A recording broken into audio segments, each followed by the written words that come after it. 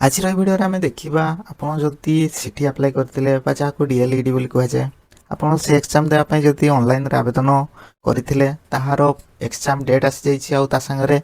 admit card आसी जाइए तो आप एडमिट कार्ड किपर डाउनलोड करेंगे आज भिडियो देखी तो परीक्षा केमती हम ऑफलाइन हम कि ऑनलाइन हम ताकि देखी सांगे आपणकर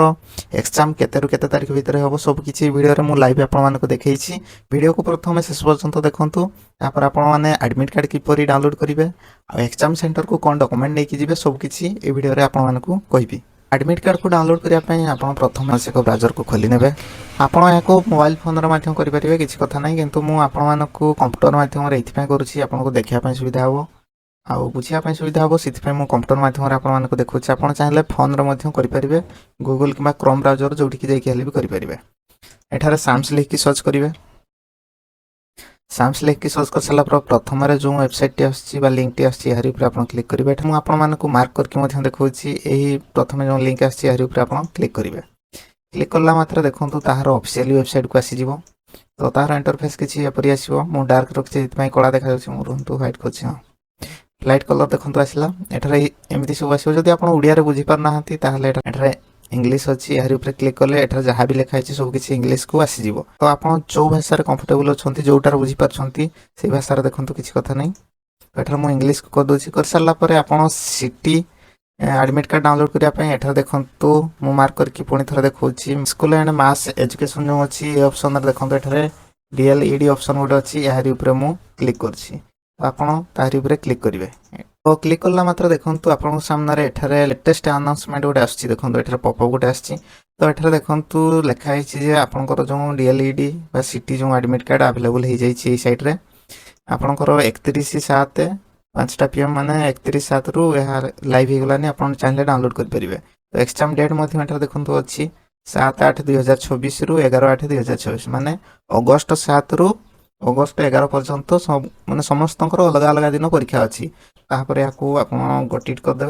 गोटेट उपर क्लिक कर सारा देखो ये डाउनलोड एडमिट कार्ड गोटे ऑप्शन आसपर लॉगिन आते देखो डाउनलोड एडमिट कार्ड ऑप्शन गोटे आप क्लिक करेंगे क्लिक कला मात्र आप सामने एमती किसी तार इंटरफेस आसीज एठार देखो डाउनलोड एडमिट कार्ड अच्छी यार ऊपर आप क्लिक करेंगे क्लिक कला मात्र आप सामने एमती लॉगिन पेज गोटे आसीज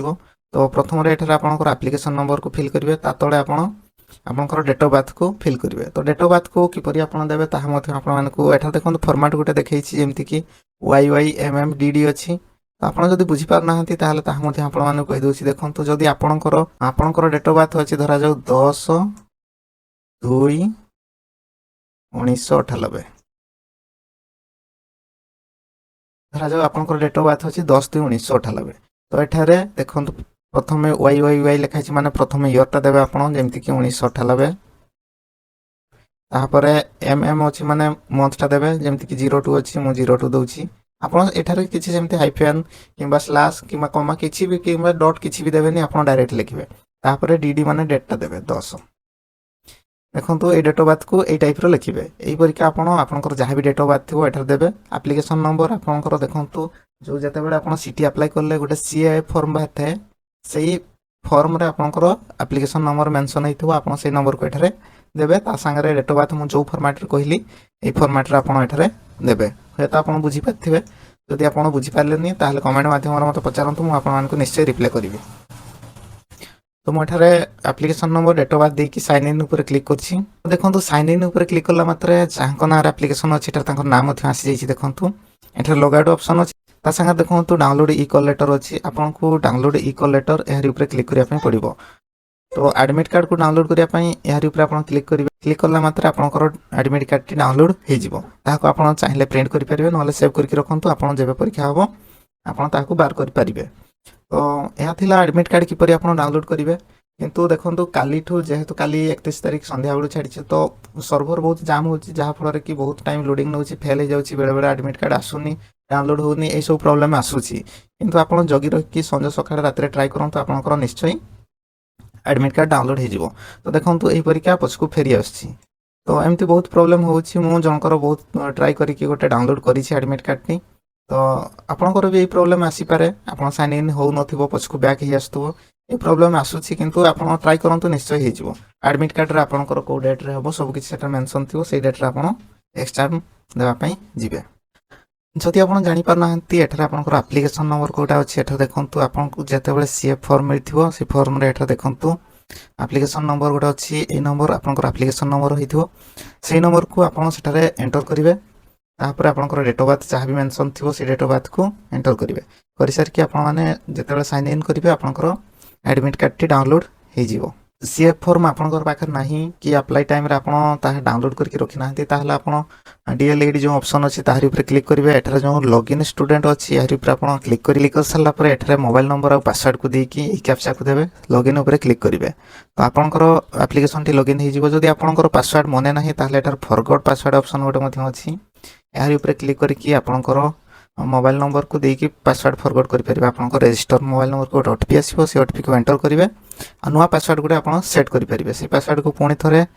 लॉगिन पेज को आसकी मोबाइल नंबर पासवर्ड को देकी लॉगिन ऊपर क्लिक करिवे आपनकर एप्लीकेशन टी लॉगिन हे जिवो आपण जेतेबेले सक्सेसफुली लॉगिन हे जिवे लॉगिन हे साला मात्र आपण सामने एमिति किछि आसीबो तो एठारे देखंतु मु आपण को मार्क करके देखौछि प्रिंट सीएफ ऑप्शन गोटे अछि यारी ऊपर आपण क्लिक करिवे क्लिक करला मात्र देखंतु आपण सामने एमिति किछि आसीबो तो एठारे देखंतु आपनकर एप्लीकेशन नंबर मध्य आसीछि एप्लीकेशन नंबर को नोट करके मध्य करि परिबे नहले एठारे प्रिंट ऑप्शन गोटे मध्य अछि तो ही प्रिंट ऑप्शन ऊपर क्लिक करके आपनकर सीएफ फॉर्म को डाउनलोड मध्य करि परिबे तो आपण मानको ए वीडियो रे मु जहा भी कहली आपण माने एडमिट कार्ड किपरि डाउनलोड करिवे एप्लीकेशन नंबर किपरि फाइंड करिवे ता संगे आपनकर पासवर्ड किपरि फॉरवर्ड करिवे सब किछि आपण मानको जहा भी वीडियो रे कहली होय तो बुझी पारथिबे जदि आपण बुझी पारिले नाही ताहले कमेंट माध्यम रे निश्चय जणातु मु आपण मानको निश्चय सहाय्य करिवि ता संगे देखंतु आपनकर परीक्षा ऑनलाइन होबो कि ऑफलाइन होबो बहुत सारा कंफ्यूजन थिबो आपनक मन रे तो देखंतु मु आपण मानको ताहा मध्ये लाइव देखुछि पुणी थोर आपण ए वेबसाइट को आसी जिवे आसी सल्ला पर एठारे जोन D.El.Ed अछि यार ऊपर क्लिक करिवे क्लिक कर सल्ला पर याको पुणी थोर काटि दियंतु काटि सल्ला पर एठा देखंतु हमें एठारे मोर डेट जो अछि यार ऊपर हमें क्लिक करिवा तो मोर डेट ऊपर क्लिक करला मात्र एठारे देखंतु आपनको जो दिन जहा भी अछि सब किछि एठारे केबे एप्लीकेशन अप्लाई हेतिला केबे लास्ट डेट थिला ता संगे आपनकर एप्लीकेशन एडिट केबे हेतिला सब किछि एठारे डेट मेंशन हेछि ता संगे आपनकर एडमिट कार्ड केबे आसीबो ता मध्ये एठारे लिखा हेछि देखंतु तो एठारे देखंतु 5 नंबर ऑप्शन रे जो अछि एठारे कंप्यूटर बेस एग्जाम टेस्ट होबो माने आपनकर ऑनलाइन रे ही परीक्षा होबो तो आपण माने एठारे कंफ्यूज होंतनी आपण माने सियोर हे गले जे एठारे आपनकर ऑनलाइन रे ही परीक्षा होबो माने आपनकर सेमति किछि लेखा लखिए परीक्षा होबोनी आपनको कंप्यूटर माध्यम रे ही एग्जाम देबा पई पड़िबो तो सही हिसाब रे आपण माने रेडी हे कि जिवे जदि आपण आगुर कंप्यूटर चलै छथि ताहले कंफ्यूज हेबेनी जदि आपण चलै नाहंती ताहले टिके प्रैक्टिस करके जानतु जहा कि आपण माने भलो भाबरे एग्जाम देई परिबे ता संगे एठा देखंतु एग्जाम आपनकर 7 अगस्त 2024 रो 11 अगस्त 2024 ए भितरे होबो जतेबेले परीक्षा देबा पई जाउछंती आपण कोन डॉक्यूमेंट नै कि जिवे आधार कार्ड नै परिबे ता संगे आपण वोटर कार्ड मध्ये नै परिबे पैन कार्ड नै परिबे ता संगे आपण पासपोर्ट साइज फोटो मध्ये नै कि जाइथिबे बहुत एग्जाम रे ए सब दरकार हेता किछ किछ एग्जाम रे दरकार होएनी किंतु किछ एग्जाम रे दरकार हेता सेति पे आपण ए सब डॉक्यूमेंट धरि कि जाइथांतु चाहे कि आपण को हैरान हेबा पई पड़िबो नाही ता संगे आपण ऑनलाइन माध्यम रे जो एडमिट कार्ड बाहर करले से एडमिट कार्ड को भी धरि कि जिबा पई पड़िबो आ जो डॉक्यूमेंट कहली जेमति कि Aadhaar card voter card PAN card ता संगे फोटो ए डॉक्यूमेंट को भी आपण संगे धरि कि जिबे तो हुए तो आपन को ए वीडियो रे फुल इन्फॉर्मेशन मिली पाथिबो ता छडा आपन को जदी अलगा किछि डाउट अछि ताले कमेंट माध्यम निश्चय जणातु मु आपन मान को निश्चय रिप्लाई करिवि